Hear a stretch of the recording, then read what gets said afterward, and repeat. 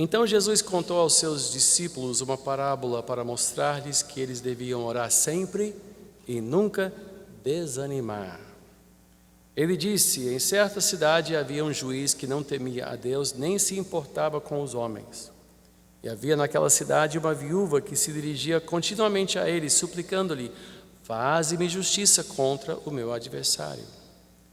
Por algum tempo ele se recusou, mas finalmente disse a si mesmo: embora eu não tema a Deus, nem me importe com os homens, esta viúva está me aborrecendo. Vou fazer-lhe justiça para que ela não venha mais me importunar. E o Senhor continuou: ouçam o que diz o juiz injusto. Acaso Deus não fará justiça aos seus escolhidos que clamam a Ele dia e noite? Continuará fazendo-os esperar? Eu lhes digo, Ele lhes fará justiça e depressa. Contudo, quando o Filho do Homem vier, encontrará fé na terra? Oremos. Nosso Deus e Pai, eu peço a Tua ajuda hoje para poder falar claramente daquilo que de Ti recebi e que a Tua palavra nos transmite. Senhor, para poder desembrulhar e expor o que nesta palavra há para as nossas vidas hoje, amanhã e depois. Que esta palavra venha a ferir os nossos corações, assim como a semente fere a terra, brotando um renovo em nós, uma maneira nova de entender a fé, a carreira cristã e a vida de oração. Eu te peço isto em nome de Jesus. Amém e amém. Podemos sentar.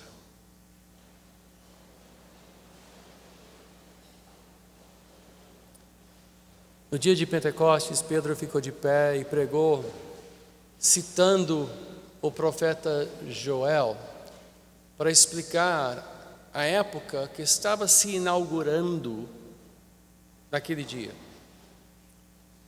Mas ele citou a passagem com uma certa interpretação, pois Joel tinha previsto dias, aqueles dias, ele se fala daqueles dias.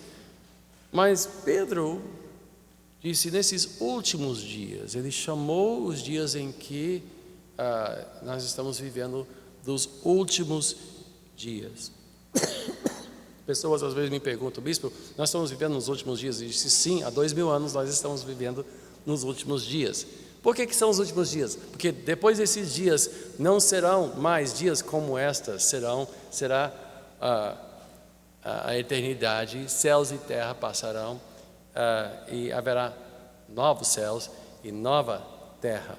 Mas até então nós vivemos no quê? O período chamado os últimos dias, onde o reino de Deus chegou, mas ainda não na sua plenitude. Por enquanto, o reino de Deus está como Jesus descreveu em Lucas capítulo 17. Não precisa abrir. Ele disse: o reino de Deus não vem de modo visível, nem se dirá aqui está ele ou lá está, porque o reino de Deus está entre vocês. Nós sabemos que o governo de Deus ainda não é visto claramente por todos os povos. O governo de Deus hoje opera no coração e nas mentes daqueles que são filhos de Deus, que são cristãos de coração e que seguem nessa jornada com Ele, que o reino de Deus se expressa em nós. E os que seguem a Cristo Jesus, de fato, vivem, por assim dizer, com os pés em dois reinos simultaneamente. Um pé no mundo e um pé no reino de Deus. Nós vivemos com uma dupla cidadania, se bem que a própria palavra de Deus diz que nós não somos deste mundo, nós somos peregrinos neste mundo e que nossa verdadeira cidadania é a cidadania do reino de Deus. Nós fomos transportados do reino desse mundo para o reino do Filho do seu amor. Nós somos hoje embaixadores do reino de Deus neste mundo. E cada dia que passa eu me sinto mais estranho, especialmente durante o carnaval, como um estrangeiro neste mundo. Eu me sinto hostilizado pelo espírito deste mundo, pelo jeito deste mundo. É estranho para mim ouvir os valores. Eu vi um artigo ontem que me chocou tanto. Era um artigo publicado aqui no Rio, onde uma médica estava dando conselhos de como melhor aproveitar o carnaval e como a pessoa deve se conduzir para poder preservar a sua vida e saúde, apesar de tudo que vai rolar durante esses 3 dias. Aí ela falou sobre a importância de você sempre se hidratar e comer frutas frescas e andar com amendoins ou essas coisas no bolso, porque você tem que refazer as energias, porque a folia gasta muita energia e você não pode parar, não deve sair tendo comido uma feijoada. Aí eu pensei, bom, é um conselho tal. Aí, próxima coisa, seja moderado na bebida alcoólica, porque isso também tem seus, se você exceder, isso pode ser muito perigoso, etc. Depois explicou como usar melhor a maconha, explicou que cocaína sempre vem misturado, então tem que ter cuidado com a procedência da cocaína. Aí eu pergunto, qual é a procedência nobre de cocaína? Depois metanfetamina, lança-perfume, ensinou sobre o uso de LSD, que LSD que tem gosto amargo, não é LSD propriamente, é genérico e é muito mais forte e pode causar danos permanentes ao seu cérebro. Aí eu pensei, é muito esquisito isso. Ou seja, está dando instruções para quem deseja se exceder em todas... Ainda falou sobre camisinha, essas coisas, mas, porque parece que a AIDS voltou com toda a força e tal. Aí eu pensei, está dando instrução para pessoas suicidas que veem nesses próximos 3 dias de Rio a 40 graus, ou Bahia, ou sei lá onde você estiver. E eu pensei, que mundo esquisito. As pessoas vão sair para tentar celebrar, arriscando as suas vidas, segurança pessoal, e muitos vão morrer. E eu disse, eu não consigo, eu confesso que como um cristão, isso é tão estranho. Eu me sinto como um ET. Ontem um casal, eu estava andando com meu cachorro lá no condomínio e veio um casal, tinha, eu acho que uns 80 anos de idade. Ele estava assim de bermuda com um colar de flores havaianas e um chapéuzinho, né, tal, e ela de salto alto e um vestido cheio de paetês, com uma coisa em cima da cabeça roxa, parecia um pássaro meio amassado, mas todo brilhando, roxo. E estavam lá, tentando achar o prédio. Eu disse, quem está dando uma festa? Uma festa assim, um carnaval geriátrico, né?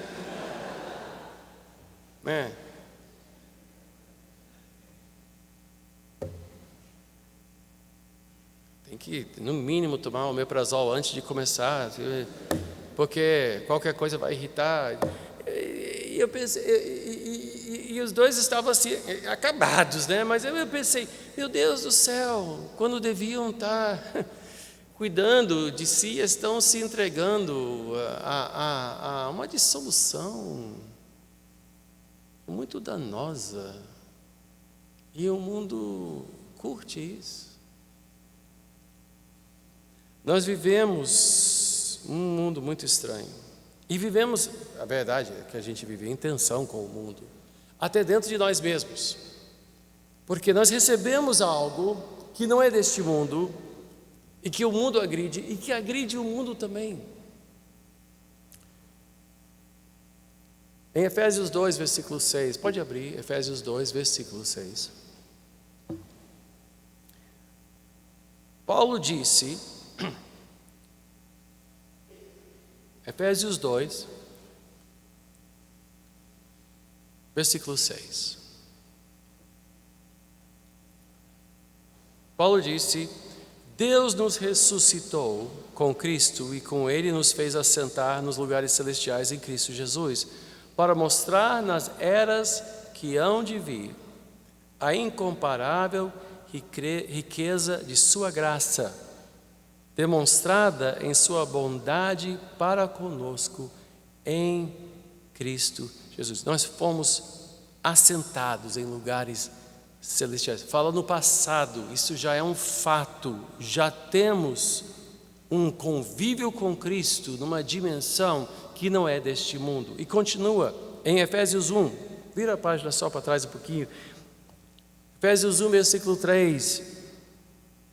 Diz: bendito seja o Deus e Pai de nosso Senhor Jesus Cristo, que nos abençoou com todas as bênçãos espirituais nas regiões celestiais em Cristo. Fomos abençoados, somos herdeiros, recebemos de Deus uma graduação, uma promoção, um convívio, uma comunhão que não é deste mundo. E há consequências a isto, que nós devemos então fixar nossa mente nas coisas lá do alto. Em Colossenses, abra Colossenses, por favor, capítulo 3.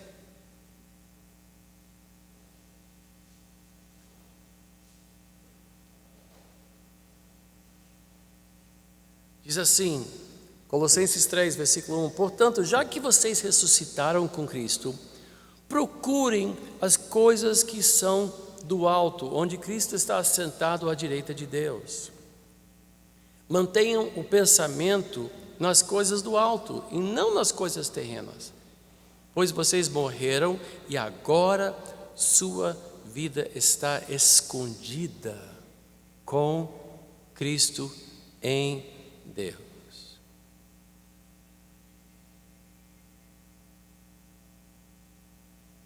Quando Cristo, que é a sua vida, for manifestado, então vocês também serão manifestados com Ele em glória.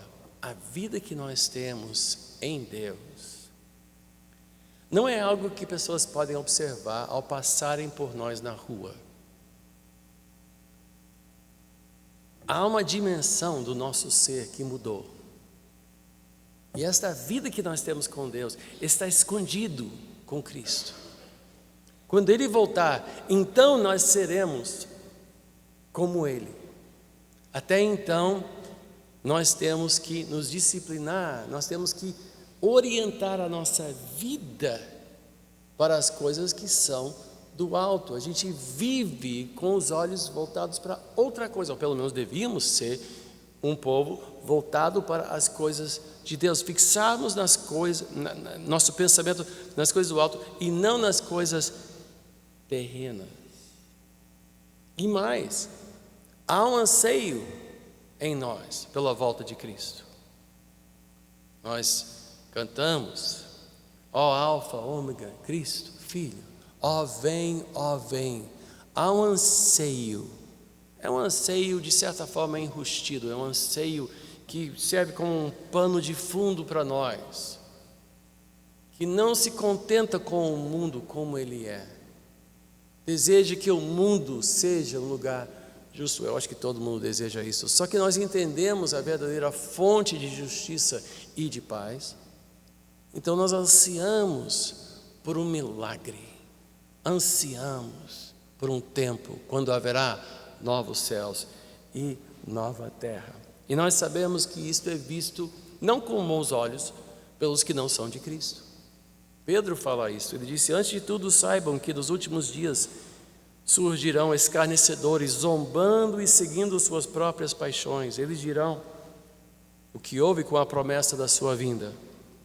Desde que os antepassados morreram, tudo continua como desde o princípio da criação. Ou seja, as coisas não mudam. Para que vocês estão pensando nessas coisas? Mas eles deliberadamente se esquecem que há muito tempo, pela palavra de Deus, existem céus e terra. Está formada da água, e pela água o mundo daquele tempo foi submerso e destruído. Pela mesma palavra, os céus e a terra que agora existem estão reservados para o fogo, guardados para o dia do juízo e para a destruição dos ímpios. Quando a gente fala de juízo final, as pessoas ficam, fala sério. Isso é papo de pessoas fanáticas. Quando a gente fala da volta de Cristo e do juízo, dizem. Mas Deus é paciente. E diz aqui, o Senhor não demora em cumprir a sua promessa, como julgam alguns. Ao contrário, Ele é paciente com vocês, não querendo que ninguém pereça, mas que todos cheguem ao arrependimento. Deus ainda está dando tempo para falarmos dele para os povos deste mundo. Então, nós temos um problema de fuso horário com as pessoas ao nosso redor. Por quê? Porque nosso tempo é marcado pela eternidade. Nós marcamos o nosso tempo a partir de hoje para sempre, enquanto outros estão dizendo, não, as coisas não mudam, só existe o que você pode ter hoje, experimentar hoje. Comamos e bebamos porque amanhã morreremos e pronto. O negócio é aproveitar tudo porque nada importa mesmo, o mundo é assim mesmo, tudo vai sempre ser como sempre foi e vocês estão loucos. E nós sofremos um certo desencontro com o mundo ao nosso redor. O reino chegou ao nosso coração. Um dia o reino vai se expressar plenamente neste mundo, quando todo joelho se dobrará e toda língua confessará que Jesus Cristo é o Senhor. Para alguns será uma alegria, para outros será aterrorizante descobrir o quanto estiveram errados. Esta parábola, e eu fiz uma leitura, de repente você diz, o que isso tudo tem a ver com o que acabamos de ler? Pois não. A parábola fala desta dinâmica e principalmente de como isso afeta a vida de oração que não pode e não deve cessar nunca. Para muitos, essa parábola tem a ver se aplica à insistência num pedido só, mas não é isso que a parábola diz. E eu confesso que eu já preguei essa palavra muitas vezes, essa parábola muitas vezes, falando sobre peça, peça, peça até receber. Mas não é bem isso que a parábola está dizendo. Vamos ver os elementos da parábola. Primeiro, o juiz. O juiz é um juiz injusto, que não teme a Deus e não se importa com pessoas. Para que ele foi ser juiz? Eu me pergunto, o que um juiz está fazendo, sendo juiz, se não dá a mínima para as pessoas e não teme aquele que é o único justo juiz, mas é juiz. Nós sabemos que existem juízes assim em algum lugar, em muitos lugares do Brasil existem juízes que não temem a Deus e não dão a mínima para as pessoas, não dão a mínima. E como isto frustra a alma e corrompe a alma de uma nação. A impiedade, a injustiça e a impunidade corrompe e corrói. E o Brasil está enfermo. Nossa nação está enferma por causa da injustiça. Agora, diferente do que muitos pensam, o trabalho da igreja não é lutar por justiça social. Não é a missão da igreja promover justiça social. Justiça social se fundamenta na possibilidade de existir uma sociedade justa sem Deus. Mas não há como haver uma sociedade realmente justa sem que haja o temor de Deus. Olha, eu oro pelo Brasil. Eu oro para Deus quebrar o poder dos corruptos e levantar um governo, no mínimo, que proporcione lei e ordem. Porque uma coisa que falta no nosso país é lei e ordem. Nossa bandeira diz ordem e progresso. Nós não estamos progredindo e também não há ordem para ser achado nessa nação. Então é um país cuja bandeira contraria o próprio espírito da nação, cuja alma, como já falei, está enferma. Eu oro, mas eu não luto por justiça social. Não é uma missão da igreja mudar o Brasil. Sim, uma presença, certamente que contribui, mas pensar que nós podemos transformar o Brasil, salvar a pátria, mudando suas instituições, não é um alvo exposto pela palavra de Deus. Precisamos de juízes justos, só que para ser um juiz justo, você tem que temer a Deus.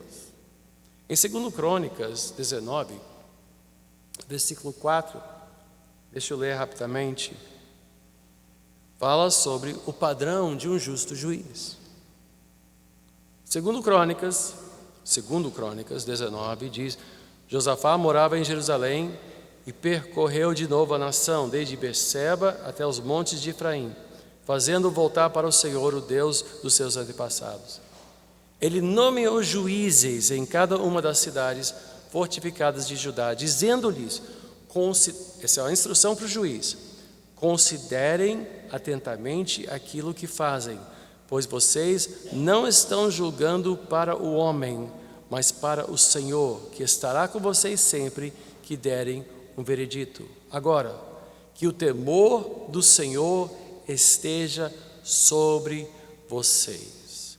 Julguem com cuidado, pois o Senhor nosso Deus não tolera nem injustiça, nem parcialidade, nem suborno.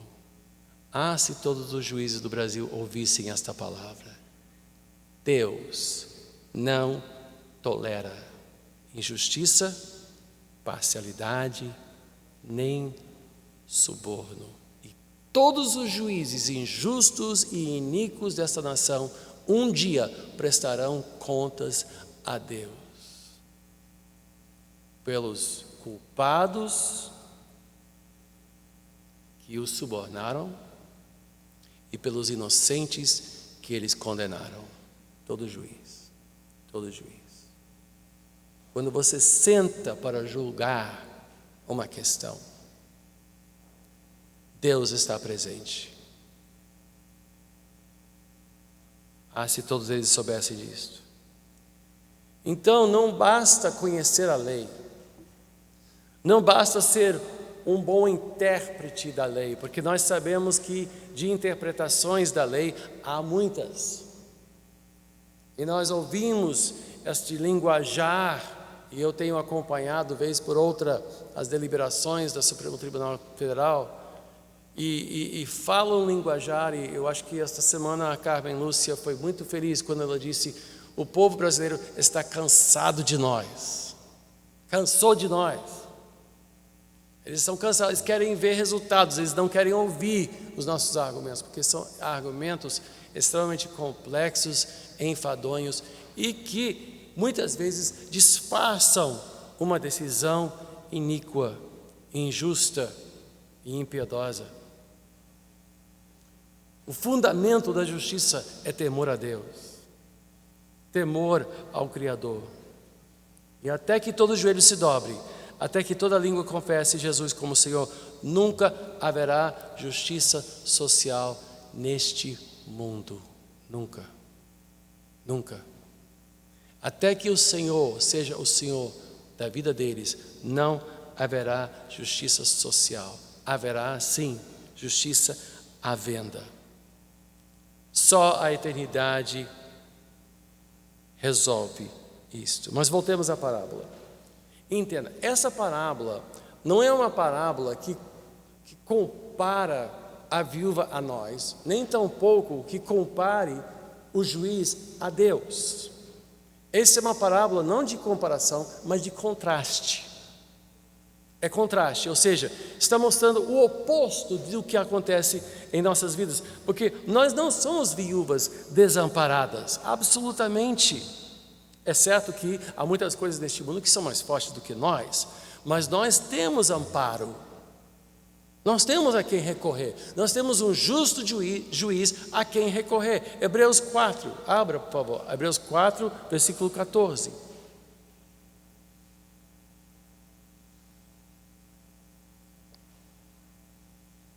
Hebreus 4, versículo 14. Diz: portanto, visto que temos um grande sumo sacerdote que adentrou os céus, Jesus, o Filho de Deus, apeguemo-nos com toda a firmeza à fé que professamos, pois não temos um sumo sacerdote que não possa compadecer-se das nossas fraquezas, mas sim alguém que, como nós, passou por todo tipo de tentação, porém sem pecado. Assim, aproximemo-nos do trono da graça com toda a confiança, a fim de recebermos misericórdia e encontrarmos graça que nos ajude no momento da necessidade. Se você é filho de Deus, você tem para quem recorrer. Você tem para quem recorrer. Você não está desamparado. A viúva era desamparada. A única coisa que ela tinha a seu favor era a sua teimosia, era seu desespero. Ela encheu a paciência daquele juiz, ela constrangeu aquele juiz injusto a agir, de tanto ela insistir. Jesus não está comparando nem a viúva a nós, nem a si mesmo ao juiz injusto, pois aquele a quem nós recorremos, além de ser sumo sacerdote, o próprio Pai nos quer bem. 1 João capítulo 5, abra 1 João capítulo 5, versículo 13. Vejamos quem é o nosso juiz, vejamos a quem nós estamos recorrendo. 1 João 5, versículo 13 diz: escrevi-lhes estas coisas a vocês que creem no nome do Filho de Deus, para que vocês saibam que têm a vida eterna. Esta é a confiança que temos ao nos aproximarmos de Deus. Se pedirmos alguma coisa de acordo com a vontade de Deus, Ele nos ouvirá. E se sabemos que Ele nos ouve em tudo o que pedimos, sabemos que temos o que dele pedimos. Nós temos um Deus que nos quer bem, quer nos fazer bem, nos ouve, nos ouvirá quando nós recorremos a Ele. E como Jesus mesmo disse: qual pai entre vocês que, se o filho lhe pedir peixe, em lugar disso lhe dará cobra? Ou se pedir ovo, lhe dará escorpião? Se vocês, apesar de serem maus, sabem dar boas coisas aos seus filhos, quanto mais o Pai que está nos céus dará o Espírito Santo a quem o pedir. Ou seja, nós temos um Pai que nos quer bem, quer nos fazer bem, mas nós temos que pedir, nós temos que viver em oração, buscando a Ele.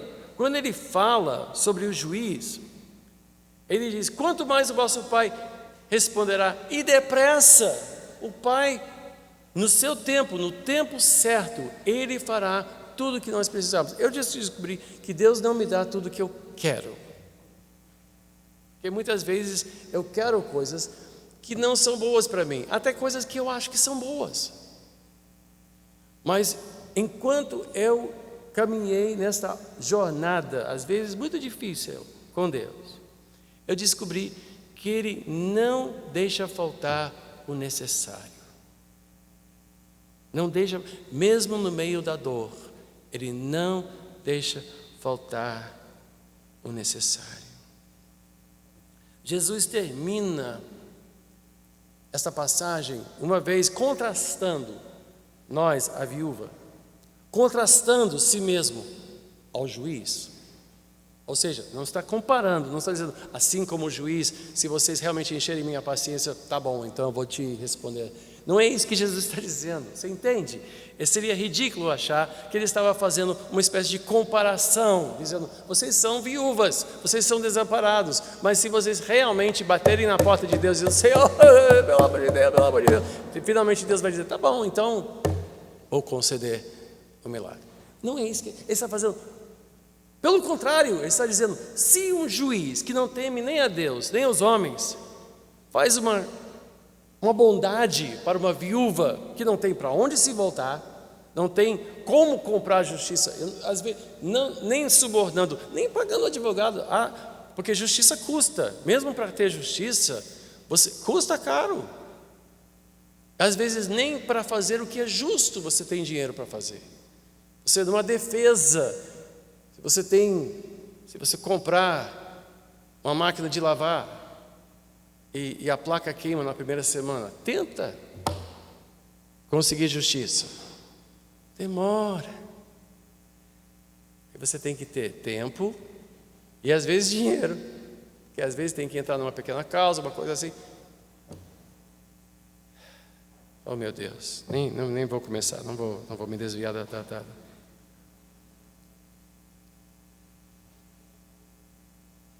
máquina de o aspirador, enfim, Electrolux, você já sabe, né? Electrolux, mas podia ser do Brastemp ou Consul, qualquer outra coisa, que é a mesma coisa. 1 hora no telefone para falar com o representante. Vocês sabem. Quem não sabe o que é sofrer uma injustiça e não ter para onde se voltar? O que essa parábola começa dizendo? Que Jesus falou isso para nos ensinar a orar e não deixar de orar sempre. E aí ele termina a parábola dizendo: contudo, quando o Filho do Homem vier, encontrará fé na terra. O que essa parábola está dizendo? Ele está dizendo que a vida de oração é algo que tem que ser sempre. Não é só, ele não está nos ensinando só de teimarmos sobre um pedido. Ele está dizendo: faça da sua vida toda uma vida de oração. Nas pequenas coisas, nas grandes coisas. O meio de vida. Transforme todo anseio em oração. Transforme toda preocupação em oração. Ore e ore sempre. Nos últimos tempos, pessoas têm se tornado frias e não buscam a Deus, se tornam complacentes ou desanimados ou preguiçosos.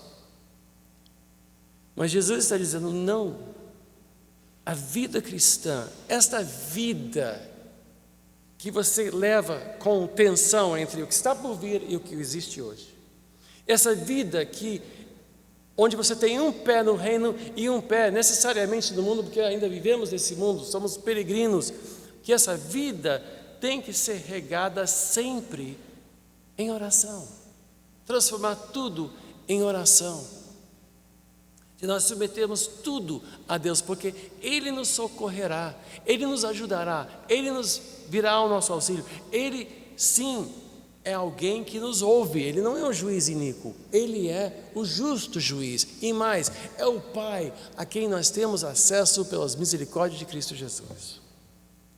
Eu confesso, amados irmãos, e com isso eu vou terminar, eu nem sempre fui um homem de oração. Eu andei muitos anos na minha vida cristã, que começou aos 7 anos de idade. Quando eu tinha 7 anos de idade, eu estava num acampamento, num retiro de jovens, e eu ajoelhei e entreguei minha vida a Cristo. E eu posso lhe dizer que eu gastei muitos anos sem ter uma vida de oração, sem levar tudo a Deus em oração. E eu vivi muito ansioso e preocupado e impaciente, e eu perdi muito tempo, porque eu sempre via a oração como uma obrigação, como algo que eu tinha que gastar tantos minutos por dia, senão eu estava devendo a Deus. Eu ouvi líderes de juventude dizendo: puxa, Jesus foi pendurado numa cruz, você não consegue nem acordar mais 5 minutos mais cedo para orar, e Ele está lá esperando ao seu lado da sua cama, dizendo: gaste um tempinho comigo. E eu tinha visões assim de Jesus aí, com as marcas nas mãos, e um olhar lânguido, dizendo: gaste um tempinho comigo, né? Eu tenho um cachorro que faz isso todo dia. Eu posso estar estudando, eu volto para ele, ele está lá com aquele olhar de cachorro. Aí quando eu vou um pouquinho na direção dele, aí o rabinho dele começa.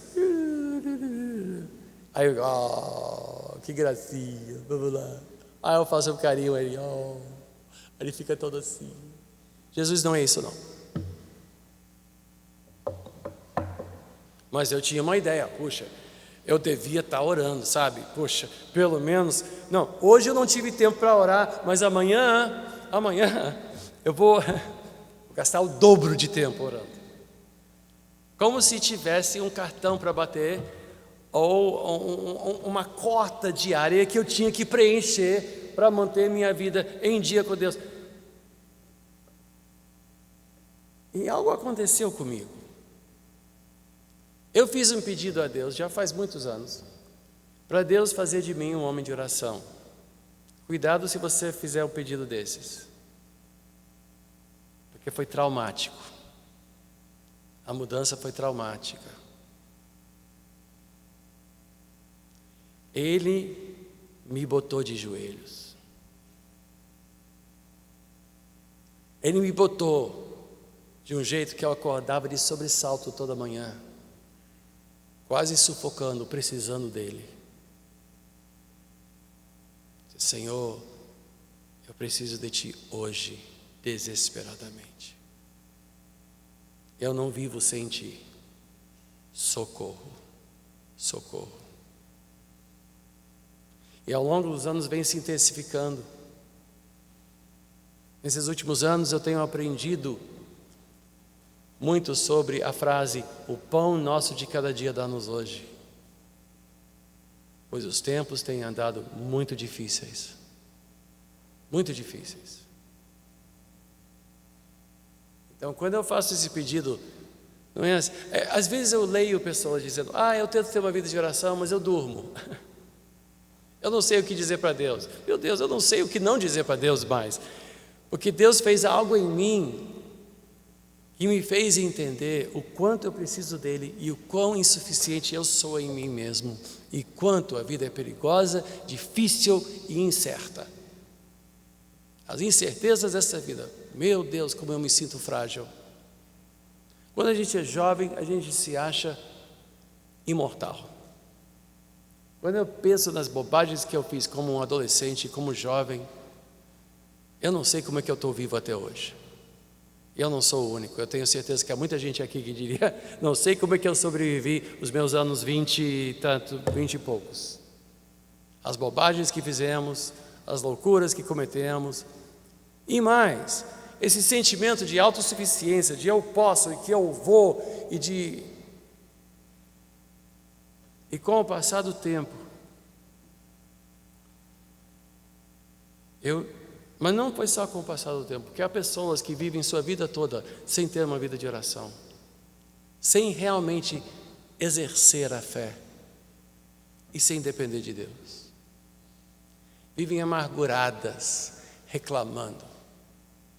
Os tempos não são os mesmos, está tudo difícil. Só pelo linguajar você já sabe que essa pessoa está amargurada. Por quê? Porque a vida não é como deveria ser, e porque as coisas não terminaram do jeito que você esperava. Você nunca esperava passar por isso, nunca esperou sofrer a indignidade de certas coisas, você nunca esperou sofrer, ter seu coração partido do jeito que partiu. Você vive amargurado, não há gratidão nas suas palavras.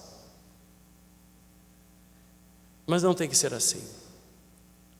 Se você tiver coragem hoje, eu quero desafiá-lo, cada um aqui, a pedir que Deus faça de você um homem ou uma mulher de oração. Quero desafiar você a pedir isso, como eu pedi um dia. Hoje eu oro. Se eu estou andando com o cachorro, eu estou orando. No trânsito, eu estou orando. Cada vez que, toda manhã eu peço que Deus proteja os meus filhos no trânsito. Por quê? Porque é perigoso o trânsito. Tem balas perdidas por tudo quanto é lado. Fora a violência dos próprios motoristas, os arrastões. Digo, meu Deus, meu Deus. Eu sei que alguns vão se juntar aos outros agora no retiro. Já estou orando pelos que estão subindo para Teresópolis. Orando por vocês na estrada. Eu orei por vocês antes de virem para a igreja hoje de manhã. Antes do sol nascer, eu orei para que vocês chegarem aqui em segurança. Porque eu dependo de Deus. Mas é algo que Deus fez comigo. Jesus disse, essa parábola fala sobre a necessidade de orar sempre e de não deixar de orar, não esmorecer. E ele termina dizendo, quando vier o Filho do Homem, achará fé? Fé não é só dizer, bom, o que será, será. Todo mundo diz isso. Isso não é fé. Fé não é dizer, seja feita a vontade de Deus, pronto. Não. Fé é aquele que bate a porta, como a viúva, sim, dizendo, Senhor, vem me socorrer, vem me ajudar, vem me proteger, vem curar a minha esposa, ou meu marido, vem salvar o meu filho. É bater a porta, bater e pedir e pedir.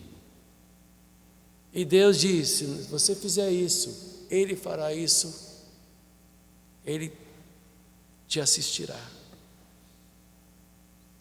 Eu quero ser uma pessoa mais devotada a Deus. Esta parábola nos chama para uma vida, não de monge. Eu não sou um monge. Eu vivo na praça, eu vivo no dia a dia. Vou no shopping. Ainda vou voltar a pegar onda. Estou me preparando fisicamente para voltar a surfar. Mesmo com os meus quase 62 anos de idade, eu vou voltar para as ondas, porque tem uma sessão geriátrica cedo de manhã aqui no Rico Point. Só tem pelanca e cabelo branco. A turma aí de coroas que insistem no erro. Minha prancha já está prontinha. Assim que terminar as férias, assim que terminar o carnaval e acabarem essas escolinhas de surf que são perigosíssimas, porque os professores são os irresponsáveis, jogando crianças para dentro da nossa onda, eu tô voltando para as ondas com a ajuda de Deus. Eu não sou monge. Sou normal. Gosto de um bom sorvete, de uma pizza. Não vivo assim, andando por aí como se estivesse secando minhas unhas.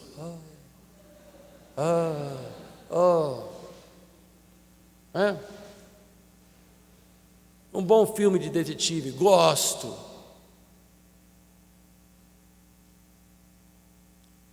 Mas somos chamados para viver perante a face de Deus.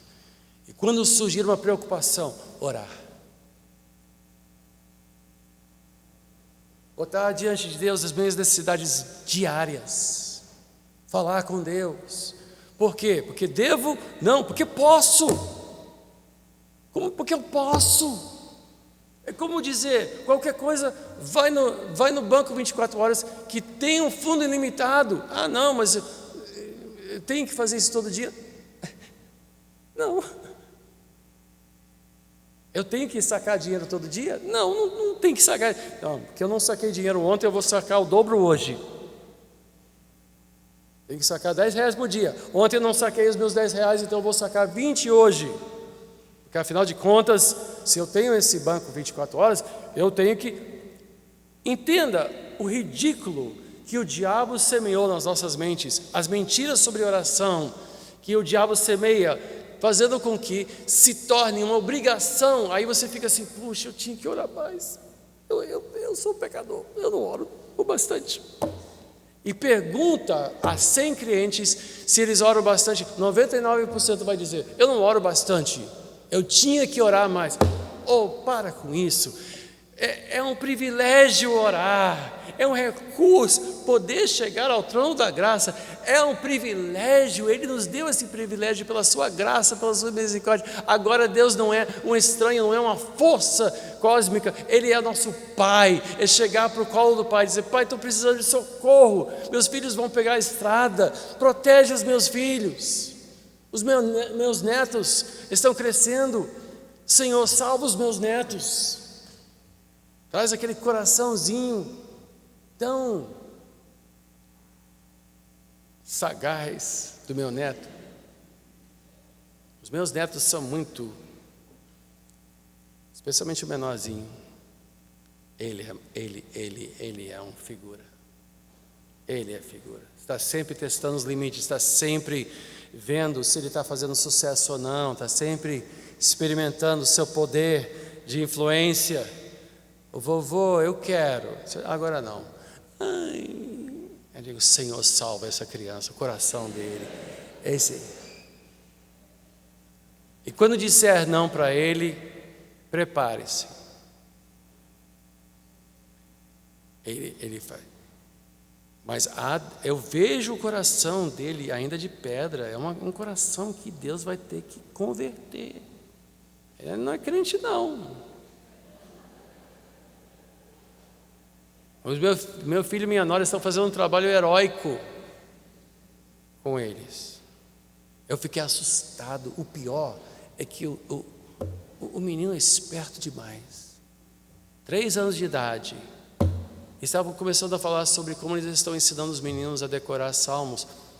Na mesa, o meu neto de 3 anos de idade botou a mão sobre os olhos e citou Salmo 8.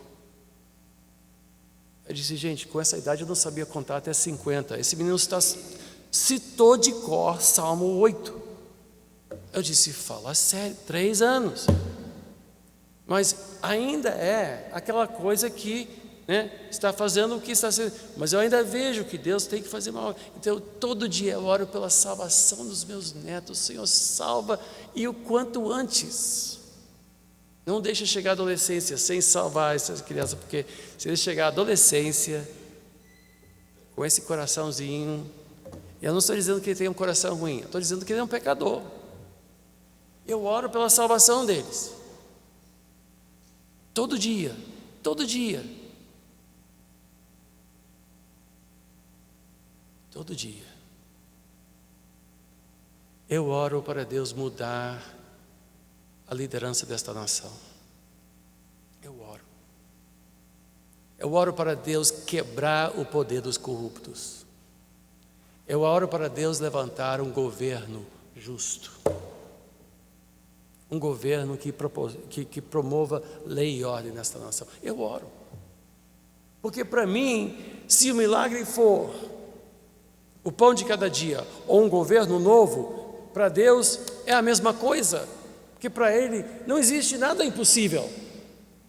Então eu peço com a mesma fé o pão de cada dia que eu peço por um novo Supremo Tribunal ou um novo presidente, para quebrar esta agenda marxista que se apoderou do nosso país. Eu oro para quebrar isso.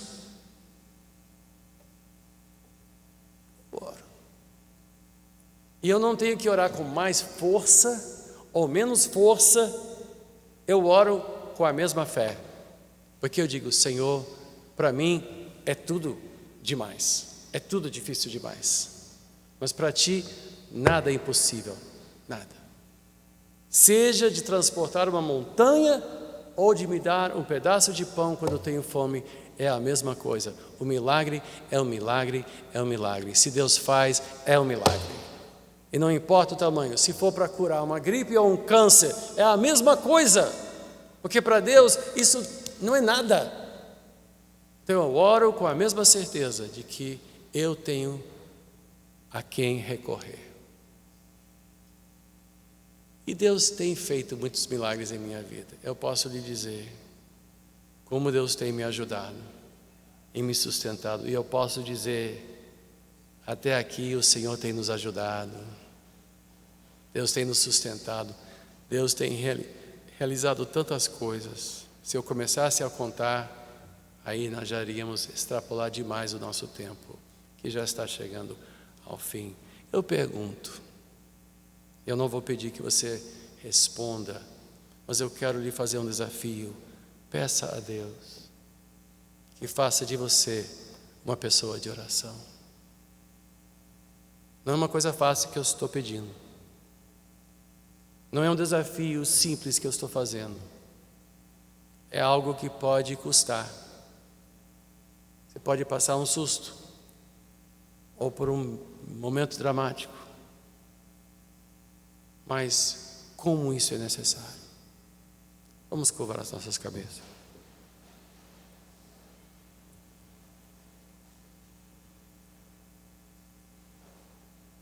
Se no seu coração você quer se alinhar com os propósitos de Deus, e você deseja ser uma pessoa mais devotada, e obedecer esta palavra de orar, mas fazer da oração um modo de vida,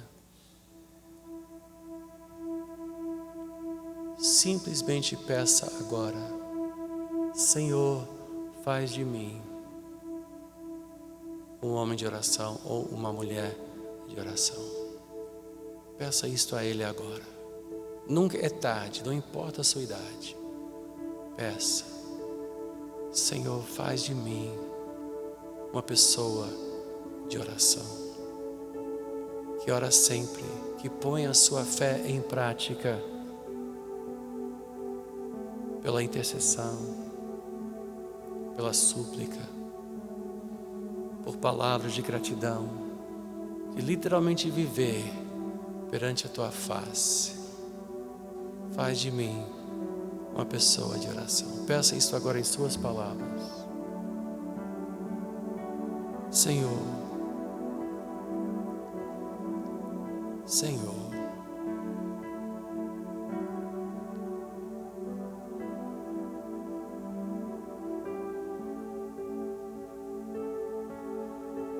eu submeto esta palavra a Ti, Senhor, em gratidão. Eu Te agradeço, Senhor, por ter mudado o meu modo de pensar sobre oração, de entender a vida de maneira diferente, de viver medindo os meus passos e contando os meus dias e olhando para Ti, vivendo já na expectativa do que está por vir. Senhor, venha o Teu reino, seja feita a Tua vontade, assim na terra como no céu. O pão nosso de cada dia dá-nos hoje. Perdoa-nos as nossas dívidas, assim como nós temos perdoado aos nossos devedores, e não nos deixes cair. Não nos deixes cair. Livra-nos do mal. Livra-nos do mal. Pois Teu é o reino, o poder e a glória para sempre. E que todos digam amém.